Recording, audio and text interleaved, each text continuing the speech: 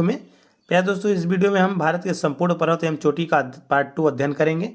अगर आप मेरे चैनल पर नए हैं तो चैनल को सब्सक्राइब कर दें तथा बेल आइकन को दबा दें, ताकि हर वीडियो की नोटिफिकेशन आप तक आसानी से पहुंच जाए। प्यारे दोस्तों, तो चलिए इस वीडियो की हम शुरुआत कर लेते हैं। तो प्यारे दोस्तों, इस वीडियो में हम मध्य एवं दक्षिण भारत की पर्वत श्रृंखलाएं का अध्ययन करेंगे। तो पहले पार्ट में हम लोगों ने उत्तरी पर्वत श्रृंखला का अध्ययन कर लिया था। ठीक है प्यारे दोस्तों, अब हम किस पार्ट का अध्ययन करेंगे?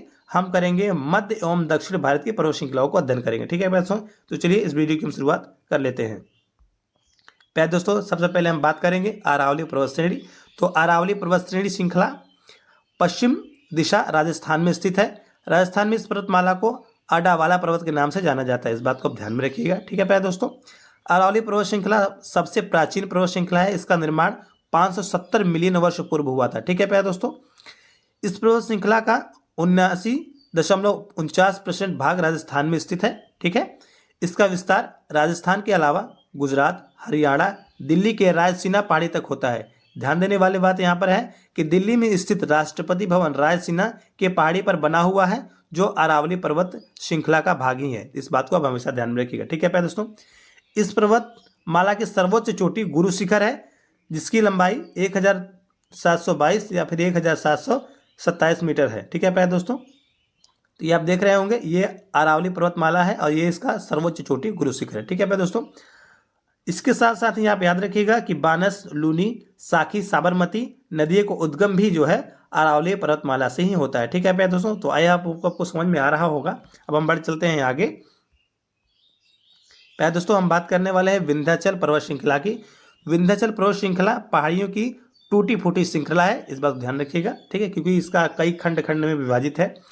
इस पर्वतमाला का विस्तार पश्चिम में गुजरात, उत्तर में उत्तर प्रदेश व बिहार, झारखंड तथा पूर्व में छत्तीसगढ़ में होता है। इस बात को हमेशा ध्यान रखिएगा। ठीक है, मध्य प्रदेश और उत्तर प्रदेश में फैले इसके कुछ हिस्से को भारनेर की पहाड़ी कहते हैं, तथा उत्तर प्रदेश तथा मध्य प्रदेश की सीमा पर स्थित इसके कुछ भाग को कैमूर पहाड़ी कहते हैं, और झारखंड में स्थित कुछ भाग को इसे पारसनाथ पहाड़ी कहते हैं। ध्यान रखिए, इसके 3 नाम, अलग अलग स्थानों पर 3 नाम है। ठीक है प्यारे दोस्तों, ये विंध्याचल पर्वत है, आप देख रहे हैं मैप में, यहाँ पर कैमूर श्रेणी, ये है पारसनाथ श्रेणी। ठीक है प्यारे दोस्तों, तो अब हम आगे बढ़ चलते हैं फटाफट। अब हम बात करेंगे सतपुड़ा पर्वत श्रृंखला की।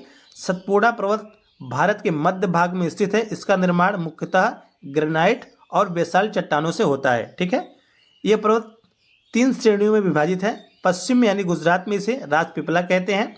मध्य यानी मध्य प्रदेश में इसे महादेव पहाड़ी के नाम से जाना जाता है। ठीक है, ध्यान रखिएगा, महादेव पहाड़ी के नाम से जाना जाता है।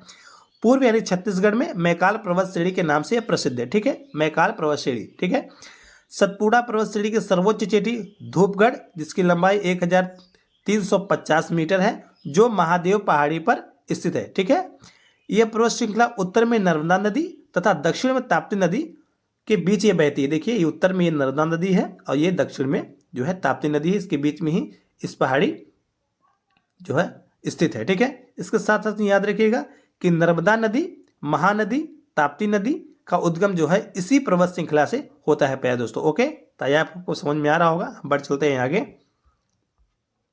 अब बात करेंगे प्यारे दोस्तों अजंता पर्वत श्रृंखला की।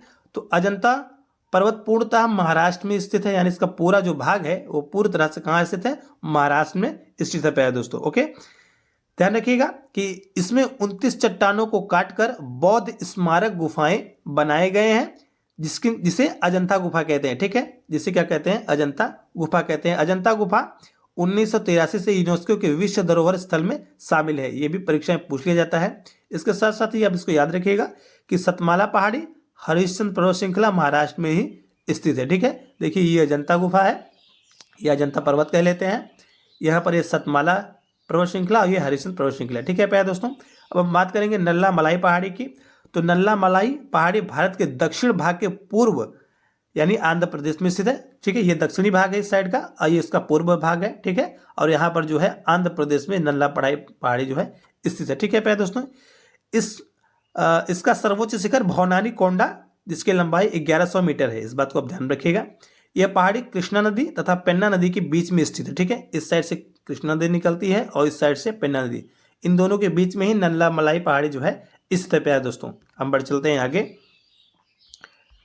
तो अगला हमारा है नीलगिरी पहाड़ी। ठीक है, तो नीलगिरी पहाड़ी पश्चिम घाट की एक पर्वतमाला है जिसका विस्तार तमिलनाडु, कर्नाटक, केरल के क्षेत्रों में देखने को मिलता है। ठीक है प्यारे दोस्तों, इस पर्वतमाला की सबसे ऊंची चोटी टोड्डा बेट्टा, जिसकी लंबाई 2637 मीटर है। ठीक है, इसको ध्यान में रखिएगा। प्रसिद्ध टोड्डा जनजाति इसी पर्वतमाला में निवास करती है, इस बात को भी ध्यान में रखिए। ठीक है प्यारे दोस्तों, अब बात करेंगे हम अन्नामलाई पहाड़ी की। यह तमिलनाडु एवं केरल राज्य के सीमा पर स्थित है। इसकी सबसे ऊंची चोटी अनामुदी, जिसकी लंबाई 2695 मीटर है।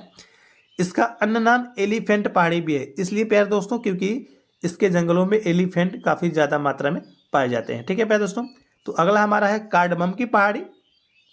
ये भारत की अंतिम पहाड़ी है। कार्डमम पहाड़ी इलायची खेती के लिए प्रसिद्ध है, इसलिए इसे इलायची पहाड़ी भी कहते हैं। तो आइए आपको समझ में आ रहा होगा। देखिए प्यारे दोस्तों, यहाँ पर नीलगिरी है और ये है अन्नामलाई, इसकी सर्वोच्च चोटी जो है अनामुदी, और यहाँ पर है कार्डमम। ठीक है प्यारे दोस्तों, आइए आपको समझ में आ रहा होगा। हम बढ़ चलते हैं आगे। प्यारे दोस्तों, इसमें 2 नोट मैंने महत्वपूर्ण शामिल किए हैं, इसमें हम देख लेते हैं। पूर्वी घाट पर्वत श्रेणी का सर्वोच्च शिखर जो है महेंद्रगिरी है, जबकि पश्चिमी घाट का सर्वोच्च शिखर अनामुदी है, इस बात को ध्यान रखिएगा। हम बात करते हैं भारत से अलग की, तो अंडमान निकोबार द्वीप समूह की सबसे ऊंची चोटी सैंडल पीक है तथा लक्षद्वीप की सबसे ऊंची चोटी जो है नार्चो है। प्यारे दोस्तों, ये दोनों मैंने बहुत महत्वपूर्ण थे, मैंने इसे शामिल कर लिया है। तो आई आपको सब कुछ समझ में आ गया होगा। तो प्यारे दोस्तों, बने रहिए मेरी वीडियो में, मिलते हैं किसी और वीडियो में, तब तक के लिए प्यारे दोस्तों